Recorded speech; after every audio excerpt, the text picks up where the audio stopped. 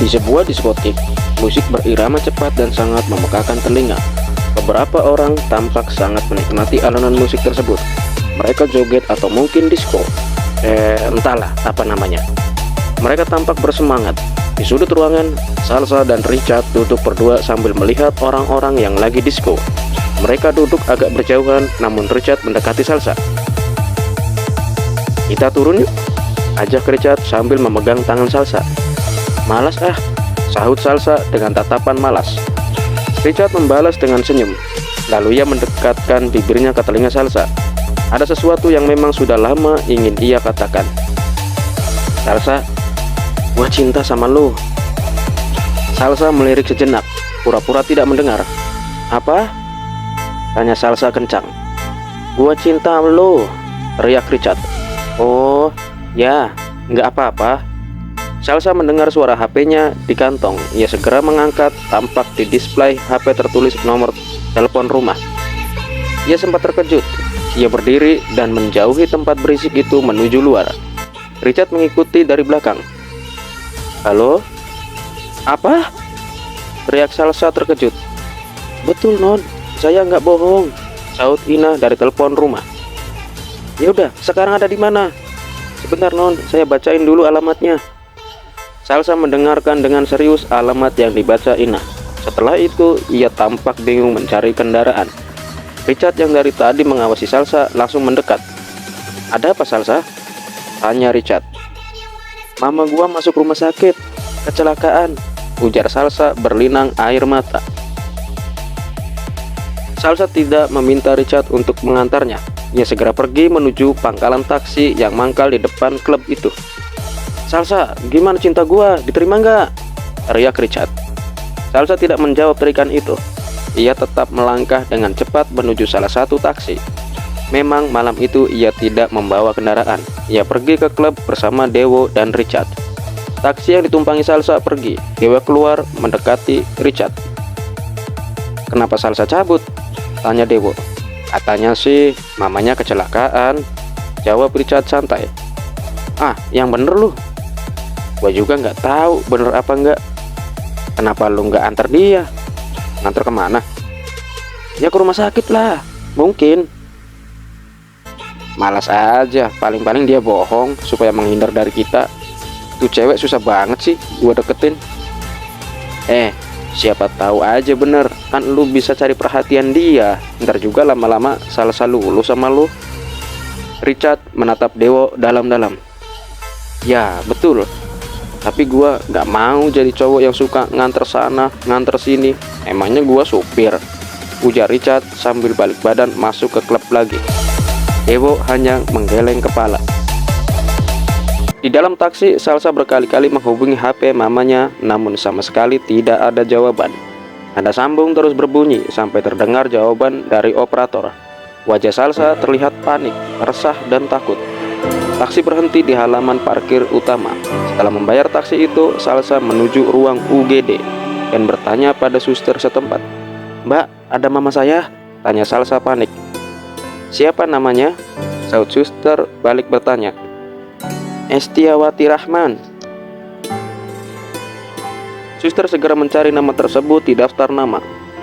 "Mama kamu masuk ruang operasi," ujar suster. "Apa?" tanya Salsa khawatir sekali. Muncul dokter mendekati mereka. "Suster, pihak keluarganya sudah ada yang datang?" tanya dokter. "Mbak ini dok," sahut suster. Salsa menatap wajah dokter tersebut dengan perasaan cemas dan takut. "Di mana mama saya, dokter?" "Ada pendarahan di kepalanya, jadi harus segera dioperasi." Salsa memegang bibirnya dengan tangan kanan seakan ia tidak mampu lagi mendengar kata operasi. Salsa malah menitikkan air mata. "Bisa minta tanda tangan, Mbak?" tanya suster. Salsa membaca surat keterangan persetujuan tindakan operasi. Membaca surat itu, Salsa semakin cemas dan takut. "Kalau Mbak nggak mau tanda tangan, bisa hubungi bapaknya mungkin?" ujar suster. Salsa hanya geleng kepala. "Dokter, mama saya bisa selamat kan?" "Ya, kami akan berusaha, tapi kalau belum disetujui pihak keluarga, kami nggak bisa ambil tindakan apa-apa, karena pendarahan di kepala agak berisiko." Salsa membaca kembali surat keterangan tersebut. Hatinya sangat cemas dan takut kalau mamanya meninggal dunia. Ya, cuma mamanya itulah yang selalu memperhatikan dirinya. Karena orang tua Salsa sudah bercerai, papanya tidak mau lagi mengurusi mereka. Salsa menjadi benci dan marah sama papanya. Ia memberanikan diri menandatangani surat tersebut. Suster segera membawa surat itu ke ruang tindakan operasi. Salsa langsung tertunduk lemas. Matanya terus menangis. Ia benar-benar bingung. Salsa teringat kedua sahabatnya yang sudah menjauhi dirinya, Riri dan Indri. Sebenarnya ia ingin menghubungi mereka, tapi ia batalkan. Salsa merasa malu dan gengsi menghubungi mereka. Sebab setelah Riri dan Indri memakai jilbab, hubungan persahabatan mereka mulai renggang. Salsa merasa tidak nyaman lagi bergaul dengan mereka. Bahkan ia mencari teman lain, dan teman barunya itu adalah Dewo dan Richard. Sementara Salsa sebenarnya kurang sreg bergaul dengan Dewo dan Richard. Tapi karena gengsi dan ingin membuktikan bahwa dia banyak teman, ya terpaksa ia bergaul dengan Richard dan Dewo. Salsa masih tertunduk di lantai ruang UGD. Lemah sekali, ia terus menangis sendirian. Dadanya bergemuruh, rasa cemas dan takut hilang. HP-nya terus diputar-putar sambil berpikir untuk menghubungi Riri dan Indri. Dan karena tidak tahan sendirian menahan rasa cemas, Salsa memberanikan diri menghubungi Riri. Assalamualaikum Salsa, jawab Riri yang sudah mengenal nomor HP Salsa. Riri, Salsa sambil menangis. Salsa menyahut dengan suara kesungguhan karena tangisan. Kenapa lu, Za? Tanya Riri cemas. Mama gua kecelakaan, ujar Salsa sambil menangis terseduh-seduh. Apa? Kecelakaan? Terus sekarang di mana? Di ruang operasi. Di rumah sakit mana? Rasuna Said Kuningan. Oke, gua tahu. Sabar ya Salsa, gua kesana deh. Salsa mematikan HP-nya. Rasa cemasnya mulai berkurang. Salsa hanya tertunduk sambil menangis. Beberapa suster bergantian menemaninya. Namun hatinya masih tetap cemas karena operasi berjalan agak lama. Ia menanti dengan cemas. Salsa sangat bingung harus berbuat apa. Tiba-tiba Riri, Indri, Bejo, Awe, dan Lanang muncul di depan Salsa yang masih tertunduk. Salsa, teriak Riri. Salsa mengangkat kepalanya. Ia melihat kawan-kawannya yang datang satu persatu. Wajah Salsa berubah merah padam, menahan malu dan bingung ketika melihat Lanang berdiri di depannya dengan tersenyum. Dalam kebimbangan itu, Salsa langsung memeluk Riri. Tangisannya semakin mengencang. Riri ikutan menangis. Indri juga tidak mampu menahan linangan air matanya. Bejo menyenggol bahu Awe karena ia lihat Awe mau menangis juga. Awe, lu jangan nangis, ujar Bejo. Insya Allah enggak, Jo, tapi gua enggak tahan melihat mereka menangis, sahut Awe sambil menitikkan air mata. Alu laki-laki, Awe pantang menangis. Kalau laki-laki menangis, siapa yang bisa menghibur cewek-cewek itu? Ujar Bejo dengan suara sesungguhan dan matanya sembab dengan air mata. Kok lu yang nangis juga, Jo? Tanya Awe sambil mengusap air matanya. Air mata gua keluar sendiri, wey. Tangis Bejo semakin keras. Lalu Bejo dan Awe saling berpelukan, tangis seperti cewek-cewek itu. Lanang menepuk bahu Bejo dan Awe. Sudah, kalau nangis pulang aja, bisik Lanang. Bejo dan Awe langsung mengusap air matanya. Lanang mendekati Salsa. Sekarang mama kamu ada di mana? Tanya Lanang lembut. Di ruang operasi, sahut Salsa sambil melepas pelukannya. Ia menatap Lanang dengan perasaan biasa saja. Wajah Lanang masih ada luka-lukanya. Lanang baru ketabrak motor beberapa hari yang lalu, bisik Riri di telinga Salsa. Ada baiknya kita cari musola, kita berdoa sama Tuhan. Gimana? Ujar Lanang. Ya, betul, sahut Riri. Salsa mengikuti mereka pergi ke musola. Ia tidak bisa berbuat apa-apa. Semuanya sudah mengambil wudhu. Salsa hanya duduk menunggu di dalam musola. Ia pasrah dan tidak mengerti apa yang harus dilakukan. Mereka berkumpul membuat lingkaran.